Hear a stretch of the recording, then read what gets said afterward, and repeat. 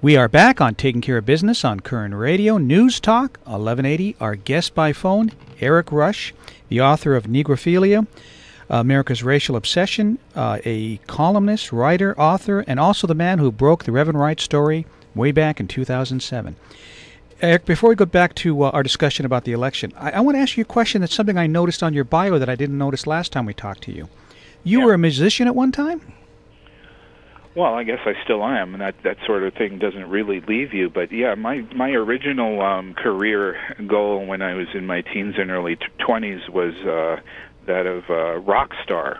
Okay. And yeah, I did a lot of stuff in that time. I'm a self-taught musician. I play several instruments and did a lot of playing in clubs and recording and stage performing and all of that stuff.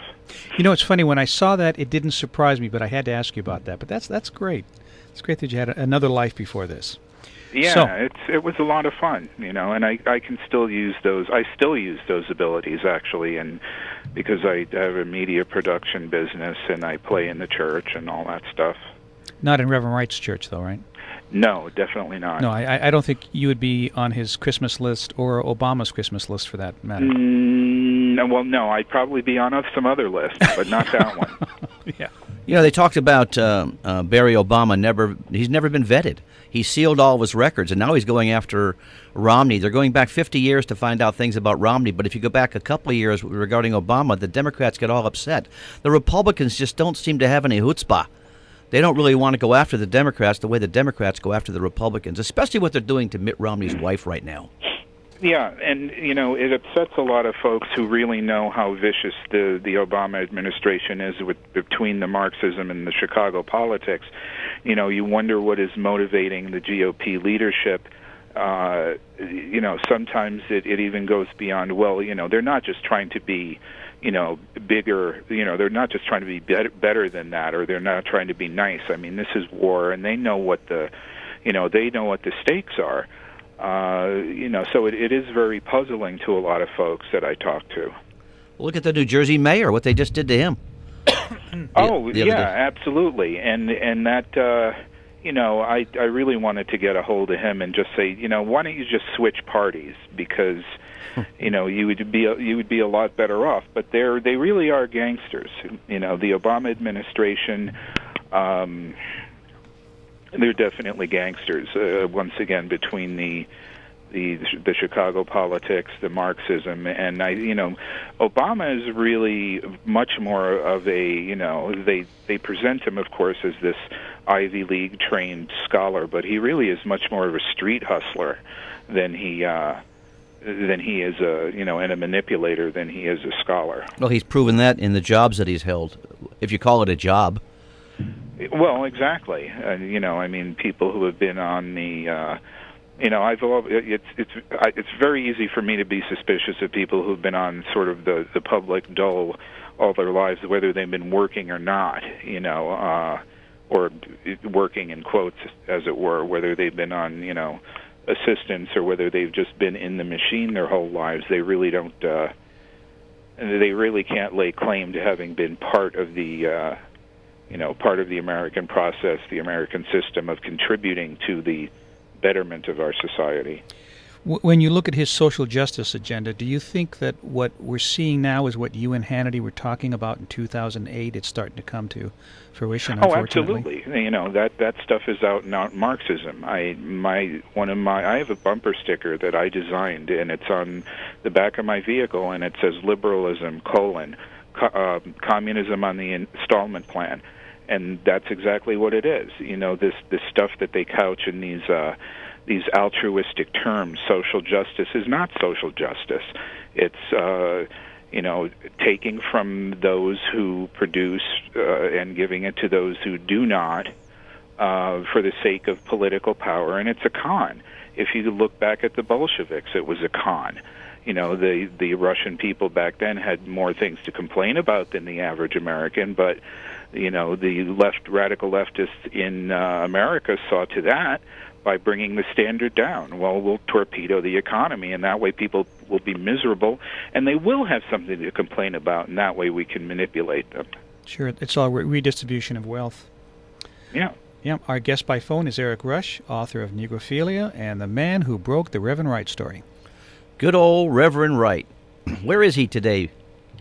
Well, he's he's still working, he's still speaking, he's still doing his what is it, professor or pastor emeritus thing, where they probably give you a stipend or what have you, but he's still, he's not the senior pastor at Trinity United anymore, but he's still involved with them, and still has the same belief system, and of course recently gave that interview for the book The Amateur, which of course is getting a lot of press now because it is revealing, among other things, that the Obama camp attempted to bribe Wright into silence during the campaign, asking him, offering him money not to speak until after the election because they thought it would hurt Obama, which of course, we're not going to see that on NBC or CBS or ABC, but it's one of those things that some of my colleagues have really set toward. When Romney came out and said that he wasn't going to go after Obama on those things, we pretty much decided that, well, that's okay, but we'll be happy to do it. What's your next book? My next book, I'm not quite sure. I have a few different ideas that I'm shopping around. And fortunately, with nonfiction versus fiction, you don't necessarily have to write the whole thing before you, you can get somebody interested in an idea and then sort of go from there. But, liberalism, communism on the installment plan is definitely one of these ideas that I have moving forward in terms of educating people as to how this came about and how going all the way back to the 40s. And possibly, probably even beyond, where you had radical Marxists in the United States who determined how they were actually going to come to preeminence in the United States, and how they changed their names from progressives to liberals and back and forth, and all of that. And then there are a few other ideas I'm throwing around. Mm-hmm. That's a great title for a book. Are you still getting a lot of heat, and is this still affecting your career? Well, it's affecting my career more so in a positive way. Good. Because, the more hate mail I get and the more I am out there, the more conservatives see me, and the more friendly media outlets see me, the more followers I have on Facebook and Twitter and all of that. But the potency and the frequency of the hate mail and so forth has increased. I mean, that really doesn't bother me because I consider the source, where these things are coming from. But I don't worry about that sort of thing unless I think it presents a clear and present danger. Mm-hmm. Yeah, good point. Are you optimistic about November? Do you think we're going to win the election? Actually, I'm becoming more optimistic with each passing week. I realize what's at stake, and I realize that there are plans within plans, as Frank Herbert said in the book Dune, and that there are lots of things that could happen.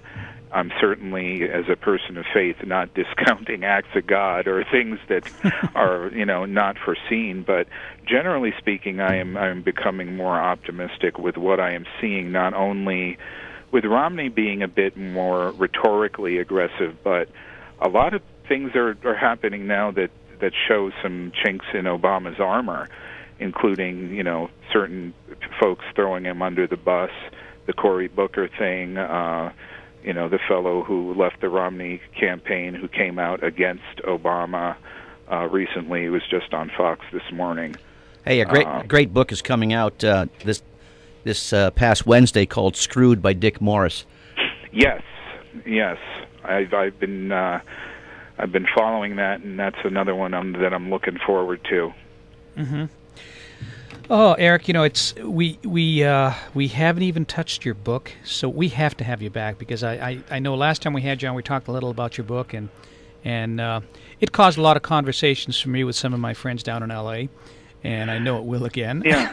Well, that would be my pleasure. And in the wake of some of the things that are going on between the Trayvon Martin episode and Yes. some of the things that have been going on with the new Black Panthers and President Obama sort of helping to foment racial tension, it's very germane to the discussion, I think, right now. Definitely. That being my book. Yeah, and talk about Acorn as well. So we would love to have you back soon, Erik. I'd love to. Great.